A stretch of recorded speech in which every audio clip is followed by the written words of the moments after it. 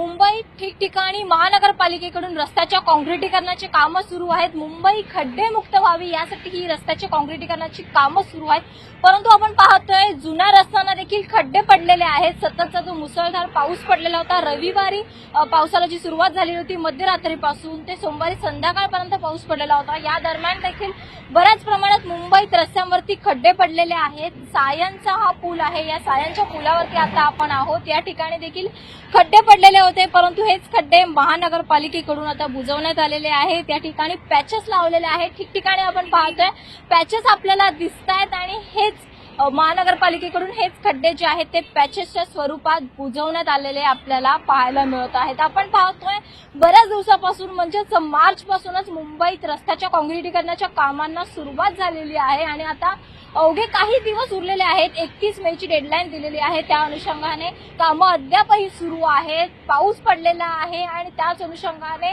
रस्त्यांवरती खड्ड्यांचे प्रमाण देखील मोठ्या प्रमाणावर वाढलेलं आहे। हेच खड्डे बुजवण्याचं काम महानगरपालिकेकडून करण्यात येत आहे। याच खड्ड्यांना पॅचेसच्या स्वरूपात पॅचेस लावून तिकडे ते खड्डे बुजवण्यात येतात। आपण पाहिलंच होतं ही परिस्थिती, याच्या अगोदर खड्डे कसे होते आणि आता या पॅचेसच्या स्वरूपात हे खड्डे जे आहेत ते महानगरपालिकेकडून बुजवण्यात आलेले आहेत। त्यामुळे आता पुढे जो पाऊस पडणार आहे त्या पावसात देखील एकंदरीत मुंबईची काय परिस्थिती असणार आहे, आणखी किती खड्ड्यांना मुंबईकरांना सामोरं जावं लागणार आहे पाहणं नक्कीच महत्त्वाचं ठरणार आहे। व्हिडिओ जर्नलिस्ट रमेश भट्टसह स्नेहा जाधव, न्यूज 18 लोकमत, सायन।